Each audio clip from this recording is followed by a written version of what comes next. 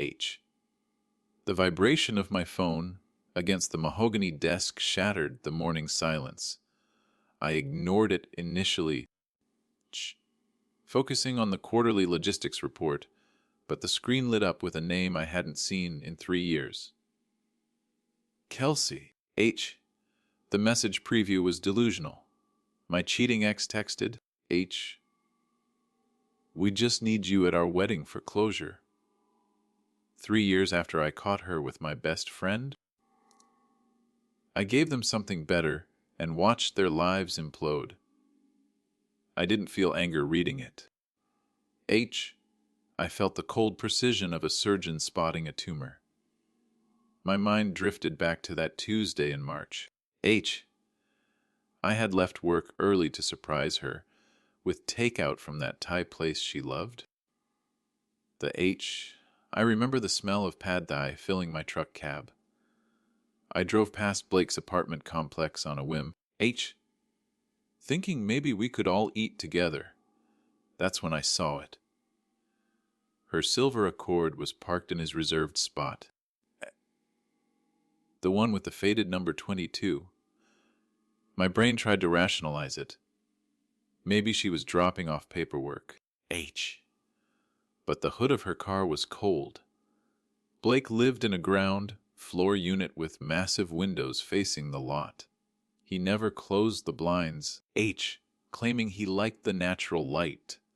I walked up to the glass, intending to knock, but stopped dead. I didn't see a mistake. I saw a routine. They were on the couch, comfortable in a way that screamed months of history. I watched for 8 seconds. H. I didn't scream or kick the door down. I just turned around, got back in my truck, and drove home in absolute silence.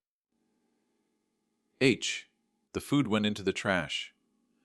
By the time Kelsey walked through our door 3 hours later, I had executed the separation protocols. I drained exactly half of our joint account, took screenshots for the lawyers, and removed my name from the lease. I packed her bags and left them on the porch. When she tried to cry, I just handed her the keys. There was no shouting match. H. I treated the relationship like a failed business contract. Breach of trust equals immediate termination. She left sobbing, but I was already on the phone with a locksmith. The next morning was strictly business. Blake was my subordinate at the distribution center. He walked into my office smiling, ready to play the best friend role. H. I locked the door and slid a folder across the desk. It wasn't a personal letter. It was a formal HR termination notice for conflict of interest. He tried to appeal to our 17 years of brotherhood, his voice cracking as he begged. I didn't blink. I told him that legal approved the paperwork at 7 a.m. He was a security risk now. Shh. Security escorted him out, while I watched from the window. Shh. I treated my life like a distribution operation that had failed quality control. You don't try to save the contaminated product. H. You incinerate it and rebuild the system. I had spent 3 years rebuilding, achieving record profits and personal peace. Now, H.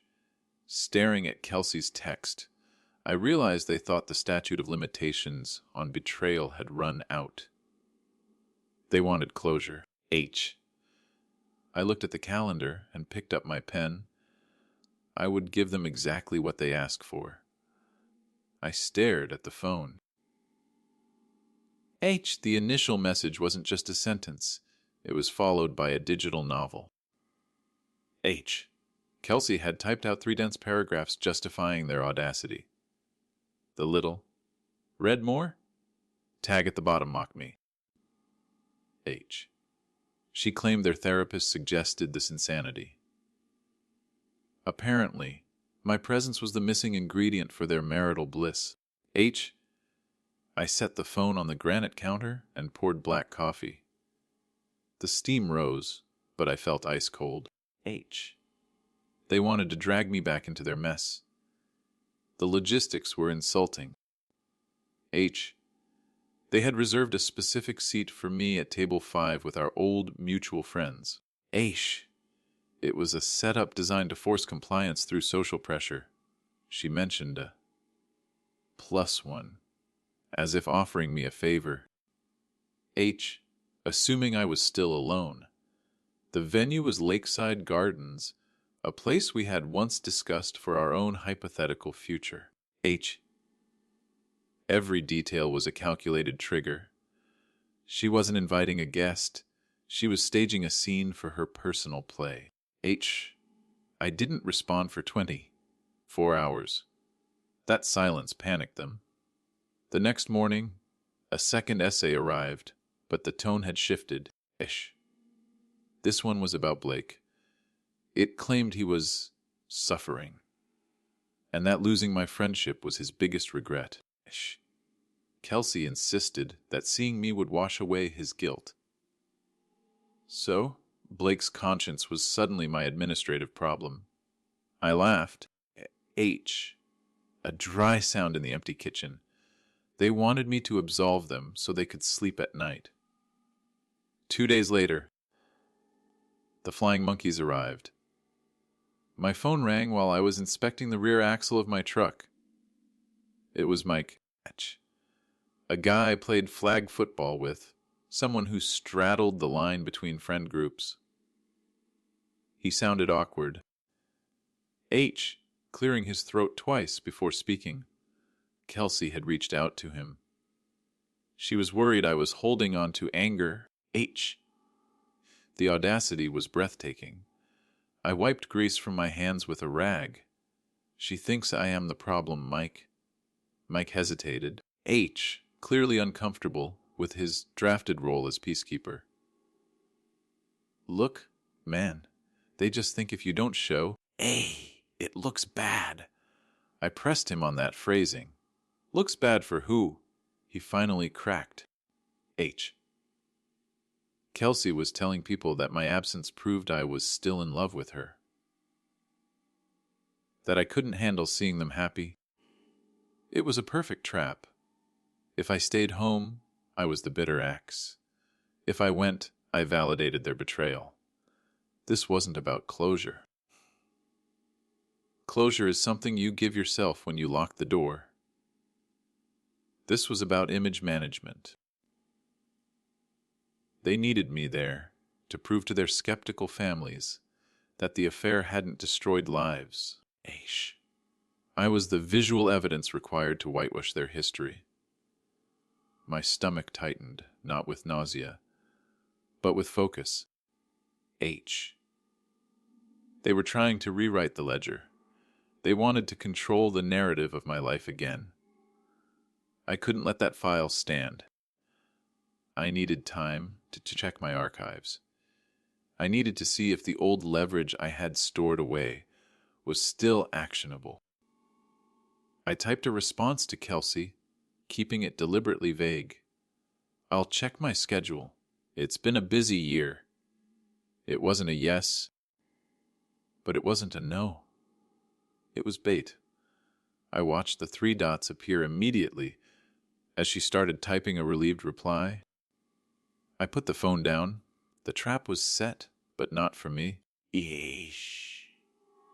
I opened my laptop and navigated to the archived folders I hadn't touched since the breakup.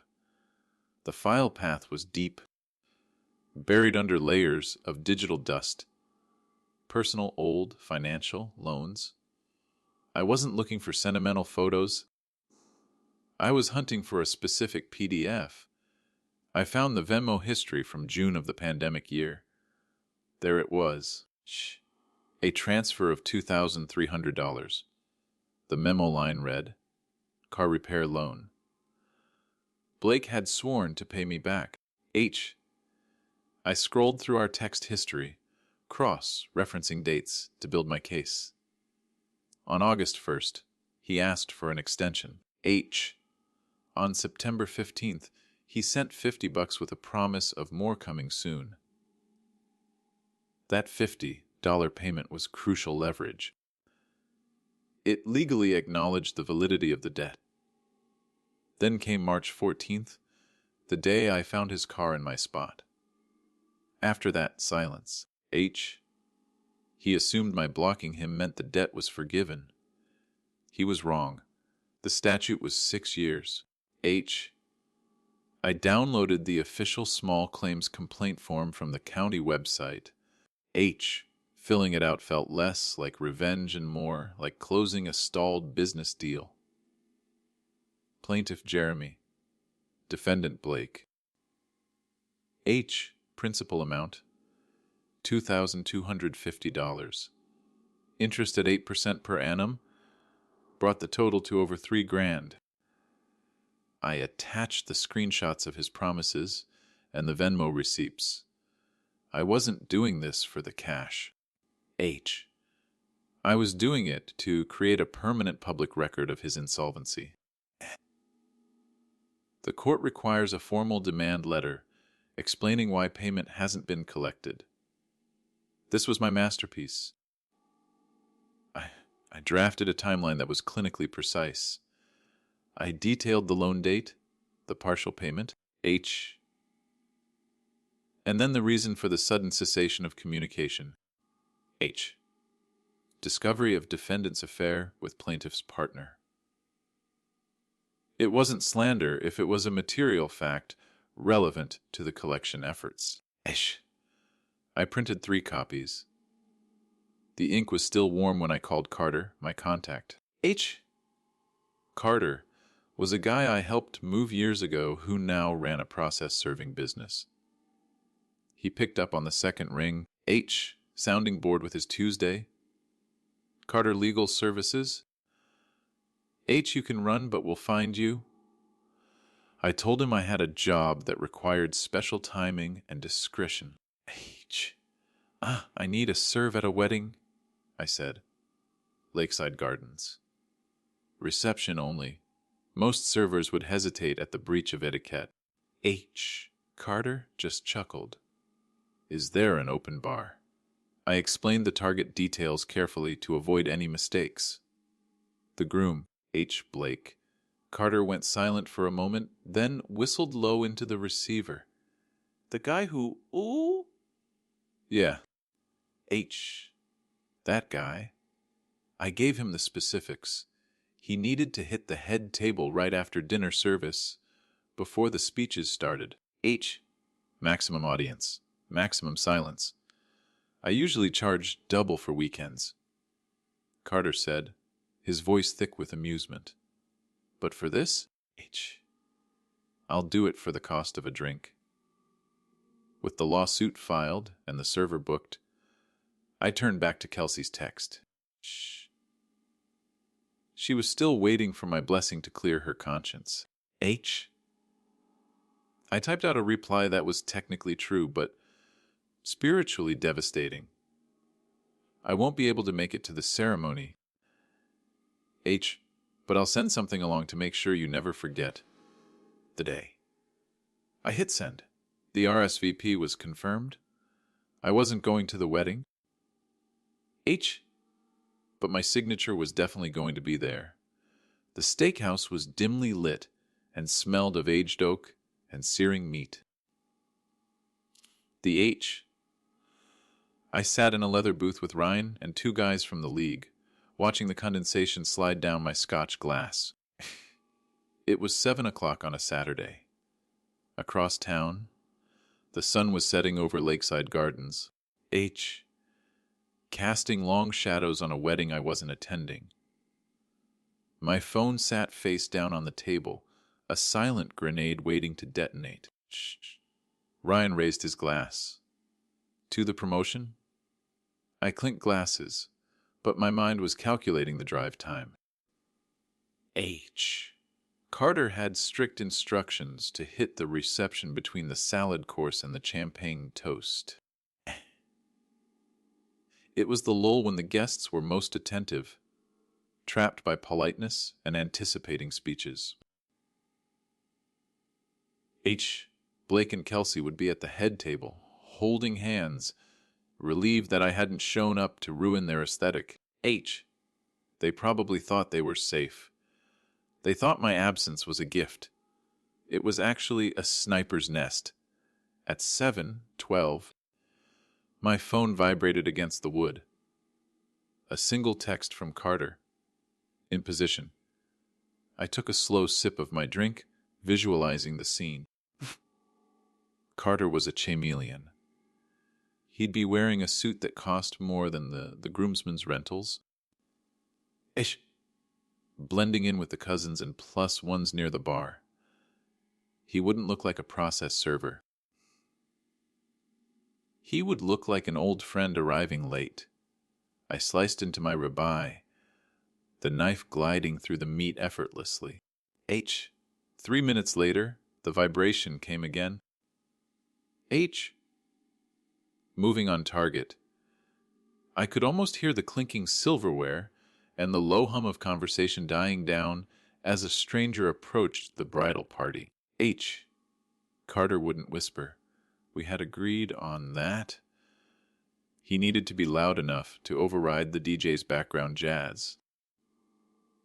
He would apologize for the interruption, smile at the bride, and then drop the hammer.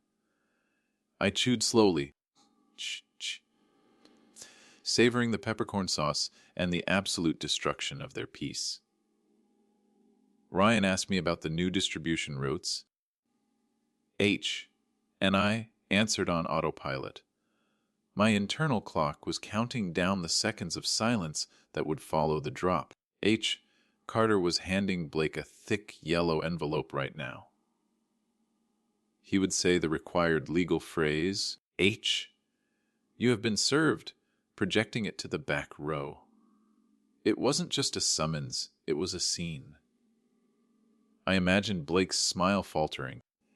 The blood draining from his face as he recognized the reality of the paperwork.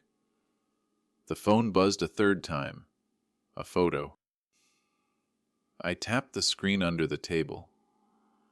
It was a blurry shot taken from waist height, but the subject was clear. Blake was standing, holding the envelope like it was radioactive, while Kelsey looked at the papers spill out. The demand letter was visible on top. I knew exactly what paragraph was facing the guests. The detailed timeline of their affair, listed as the primary reason for the loan's default. The truth was out. I excused myself and walked out to the quiet of the parking lot to call Carter. He answered on the first ring, laughing breathlessly. Man, you didn't tell me his mother was in the front row. She asked if it was a gift. I lit a cigar, the flame illuminating the smoke in the cool night air. It is a gift, I said, watching the smoke rise. It's the gift of transparency. Then the background noise on Carter's end shifted. He's running? Carter filled in the grim details as I drove the truck back toward my quiet subdivision. It wasn't just a disruption. It was a total collapse of the social order. Blake had stormed out through the kitchen, knocking over a tray of champagne flutes in his haste to escape the stairs. Kelsey chased him, her veil snagging on a banquet chair, while the best man tried to fight a waiter who was recording the scene. The guests weren't eating the cake. They were passing around the demand letter like a dinner menu. I reached my driveway at 8:15 and backed the truck into the garage. I didn't turn on the house lights.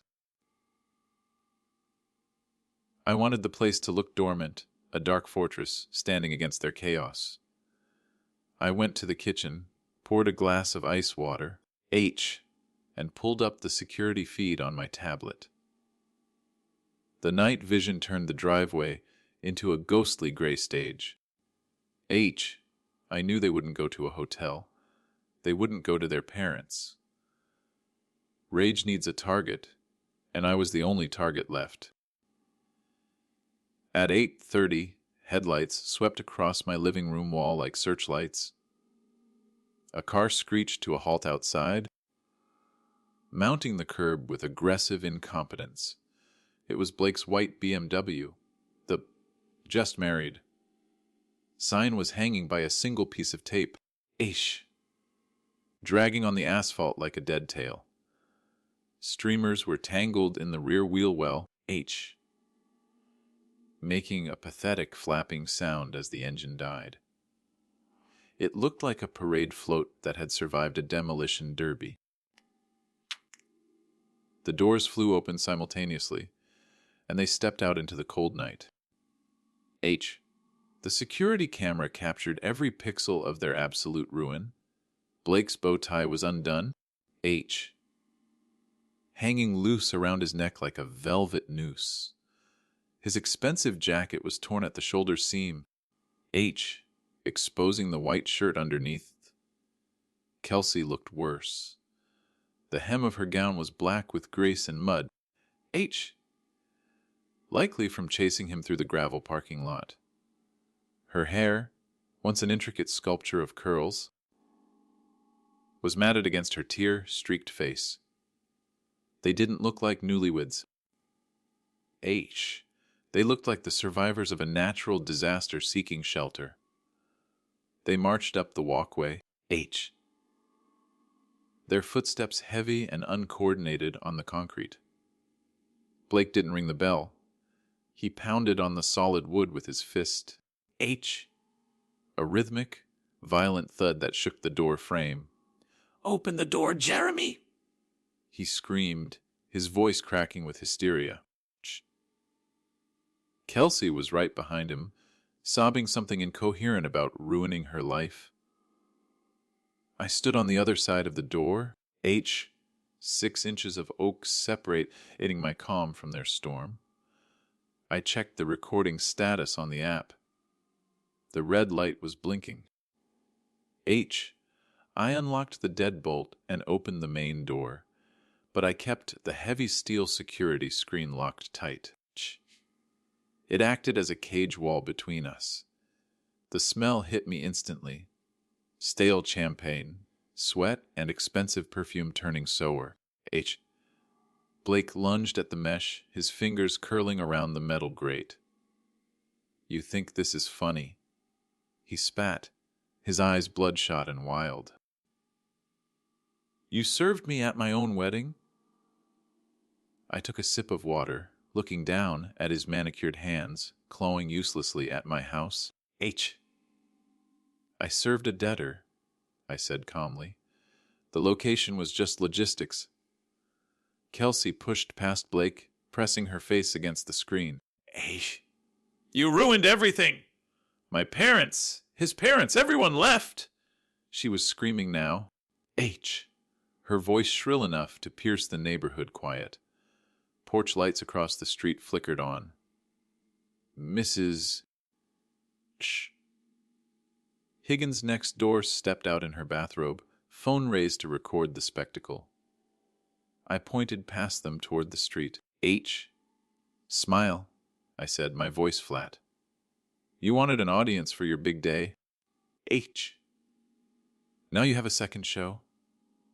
Blake shouted about me being stuck in the past, his voice cracking under the strain. H. He gripped the screen door handle, his knuckles turning white against the black metal mesh.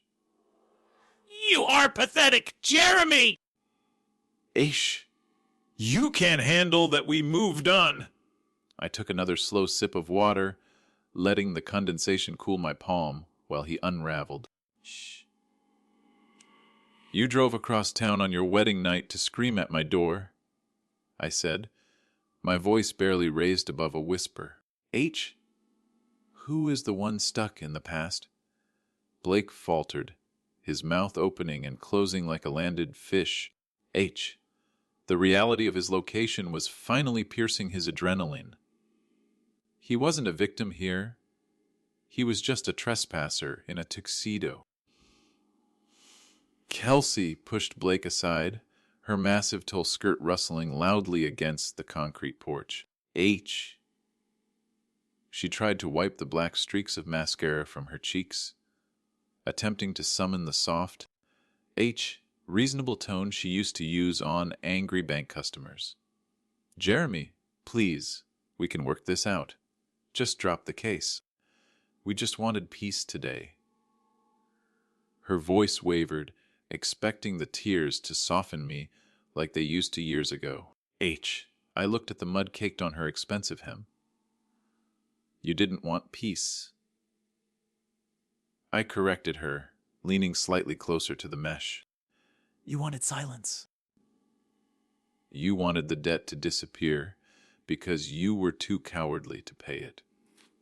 The air shifted instantly from emotional to transactional. You want this to go away? I asked, setting my glass down on the entryway table. It's simple math. You owe the principal, plus interest, plus the filing fees. Write me a check for $3,000, $470, $2 right now. Blake let out a harsh, incredulous laugh that sounded more like a bark. This is insane. You are doing this over $3,000? We just spent $50,000 on a wedding. He threw his hands up, gesturing wildly to the ruined BMW idling in my driveway. He didn't realize he had just admitted to having assets while pleading poverty. Kelsey froze, her hand gripping the sleeve of Blake's torn jacket as if it were a lifeline. We don't have that kind of money right now, she whispered, the fight draining out of her posture. The venue, the caterer, everything went over budget. I leaned closer to the screen, inspecting their desperation with clinical interest. So you spent $50,000 on a party to impress people you don't even like? But you can't pay back the friend who fixed your car? I shook my head slowly. That sounds like a personal liquidity crisis, Blake. Not a valid legal defense. Blake's humiliation mutated into aggression. He pointed a trembling finger at me through the mesh. Sweat beading on his forehead. You know what? This isn't about the money. You want her back. You are trying to wreck us because you are jealous. He looked at Kelsey, then back at me, his eyes wide with paranoia. Take her then. If you are so obsessed, just take her. The silence that followed was heavy. He had just offered his new wife as a bargaining chip to settle a small claims debt. It was the most pathetic negotiation tactic I had ever witnessed. Kelsey whipped her head toward him, her neck muscles straining. What did you just say? Her voice wasn't sad anymore, it was venomous. I am the one obsessed. You spent our entire reception crying in the bathroom because he didn't show up. She shoved Blake hard in the chest, nearly knocking him off the step. You ruin everything you touch, Blake! You couldn't even handle one piece of paper without destroying our night! The wedding dress dragged through the dirt as she paced. Turning the driveway into a stage for their marital collapse. I glanced past them toward the street. Mrs. Higgins, had been joined by the couple from 2 doors down, who were standing by their mailbox with arms crossed. A teenager on a skateboard, had stopped to film with his phone, the screen glowing in the dark. You are drawing a crowd. I noted. Gesturing to the impromptu audience.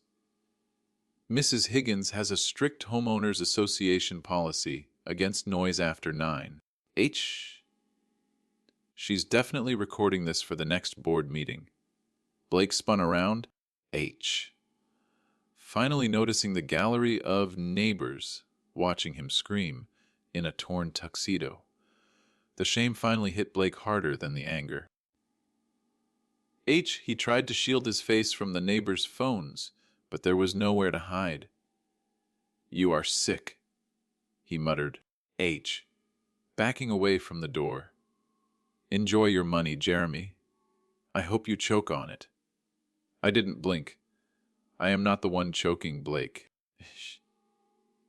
"The clock is ticking. You are currently trespassing on private property." I tapped my watch face against the glass. "You have exactly 60 seconds to remove your vehicle from my driveway before I escalate this situation significantly." Kelsey grabbed Blake's arm, dragging him toward the car. "Let's go?" she hissed, looking at the neighbors with wide, panicked eyes. But Blake dug his heels in, his ego unable to accept the retreat. He shook her off and turned back to me, his chest heaving. I am not leaving until you admit this is petty! Admit you are just trying to hurt us!" He was begging for validation. Needing me to be the villain so he could be the victim. I just unlocked my phone and held it up to the glass so he could see the screen. I didn't say another word. I simply tapped the 3 digits I had dialed and hit the green button. The speakerphone was loud enough to cut through the night air. 911 emergency. What is your location? The dispatcher's voice was crisp and professional. Blake's face went slack. The color draining out of him instantly. He realized too late that I wasn't bluffing. I looked him dead in the eye and began to speak. I have 2 trespassers refusing to leave my property. They are becoming aggressive and erratic. The dispatcher asked for descriptions, and I gave them with clinical precision. Male, tuxedo intoxicated. Female, wedding dress. Hysterical. Blake backed away from the door, as if the phone signal itself was physical radiation. Kelsey grabbed his arm, her fingernails digging into the fabric of his ruined jacket. "We have to go?" "Blake," she whispered, her voice trembling. They scrambled toward the BMW, tripping over the loose gravel like frightened teenagers. But they had wasted too much time posturing. Blue lights flashed at the subdivision entrance. The patrol car didn't use a siren, just a silent blinding strobe that painted my white siding in pulses of azure and indigo. It rolled to a stop directly behind their BMW, blocking the driveway exit effectively. Blake froze halfway to his driver's side door, his hand hovering over the handle. There was no escape route now. 2 officers stepped out, adjusting their belts with that slow, deliberate movement that signals authority. The contrast was absurd. Tactical uniforms facing off against a disheveled groom and a mud-stained bride. I unlatched the screen door and stepped onto the porch. Keeping my hands visible and my demeanor relaxed. "Good evening, officers," I called out, projecting a calm ownership of the space. The senior officer, a gray-haired veteran with tired eyes, looked at the "Just married" sign hanging crookedly on their bumper. Then he looked at Blake's undone bow tie. He didn't look impressed. He looked annoyed at the paperwork standing in front of him. "Sir," the officer said to Blake, "is there a reason you are shouting on this property?" Blake tried to summon his dignity, but it came out as a whine. "He harassed us! He had legal papers served at our reception!" The officer held up a hand. cutting off the rant before it gained momentum. I don't care about your reception, son. H. I care about why you are on a property after the owner asked you to vacate. Blake pointed a shaking finger at me. It's a civil dispute. He's ruining our wedding night. The officer stepped closer, invading Blake's personal space. H. This is a criminal trespass call. The second officer shone his flashlight directly into the BMW's backseat. H. Illuminating the streamers and the mess of wedding gifts. Here is the situation, the senior officer said. H. His voice dropping an octave. You can get in that car and disappear immediately. The H. Or you can spend your wedding night in separate holding cells while we process you for disturbance of the peace. Kelsey let out a choked sob. H. Clutching her dress to her chest. Please, she begged, looking at Blake. Just get in the car, Blake. H. Now. Blake looked at me one last time, waiting for a crack in my armor, a sign of regret. I just took a sip of my water and raised the glass in a mock toast. His shoulders slumped, the fight finally leaving his body. H. He slumped into the driver's seat, the leather creaking under his defeat. Kelsey scrambled into the passenger side, pulling her massive skirt inside before slamming the door. The engine sputtered, then caught with a whine. H. They reversed around the cruiser, the streamers dragging like dead snakes. The officers watched them turn the corner before the senior one turned to me. If they come back, don't open the door. Just call. I nodded, thanking them for their time. They pulled away, extinguishing the blue lights, and the darkness rushed back in to reclaim my lawn. Mrs. Higgins retreated into her house, her entertainment over for the evening.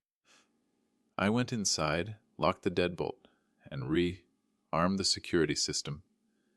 The house was quiet again. It wasn't lonely, it was peaceful. H. Slept better than I had in years. The victory lap happened in a courtroom 3 months later. H. Blake and Kelsey showed up looking tired, their wedding tan long faded. They tried to argue that the money was a gift. H. A gesture of friendship. I simply presented the text messages and the demand letter Carter had served. The judge was efficient. H. He looked at the evidence, looked at their lack of proof, and banged the gavel. Judgment for the plaintiff, $3,000. H. $472. The state gave them 30 days to pay in full. Information travels fast in our old circle.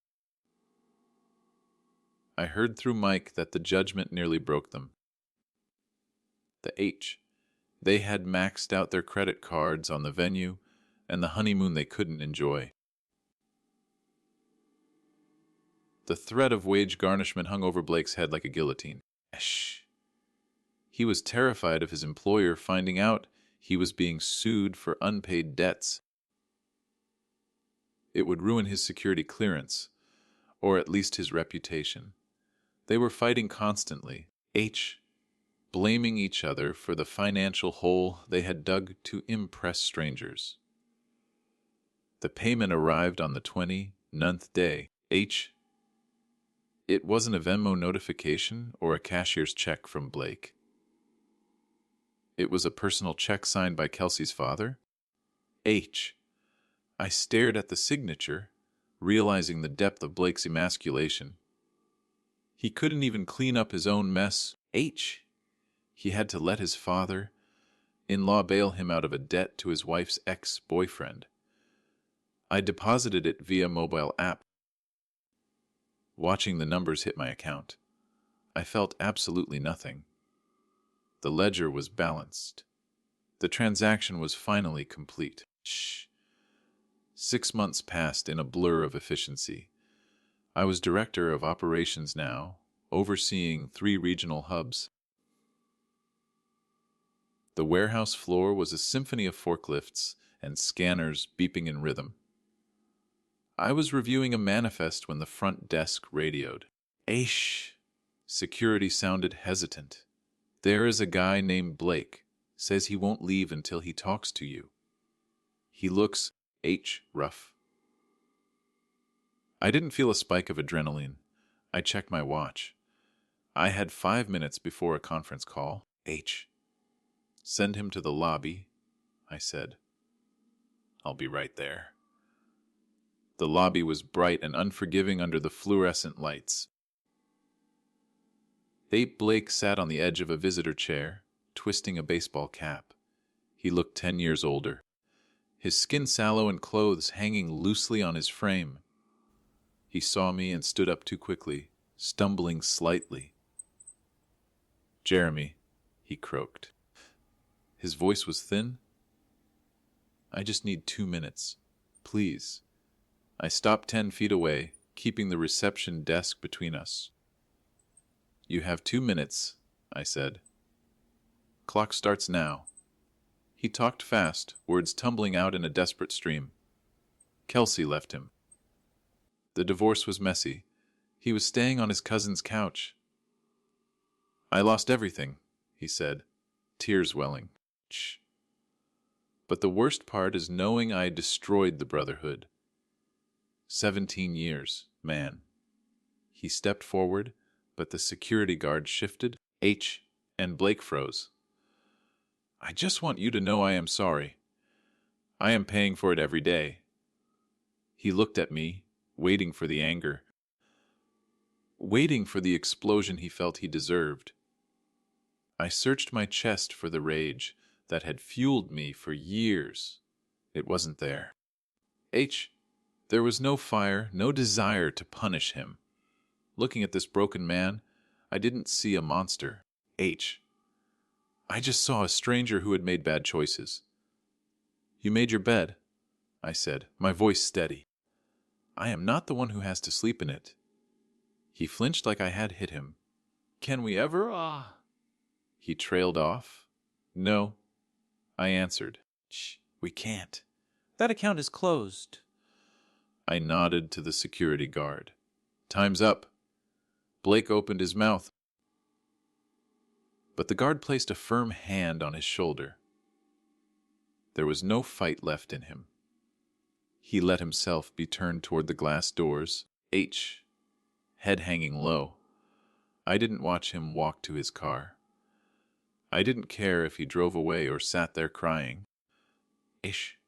I turned my back and walked toward the elevators. The lobby doors sliding shut behind me sounded final. It was the sound of silence. Back at my desk, my phone buzzed from a new number. The preview showed a paragraph starting with, I know Blake came to see you. I didn't read the rest. I didn't feel curiosity or vindication. I selected the message, hit block, and deleted the thread. Then I put the phone down and picked up the shipping manifest. The numbers were clean. The inventory was balanced. I had a business to run, and for the first time in 4 years, my ledger was perfectly clear.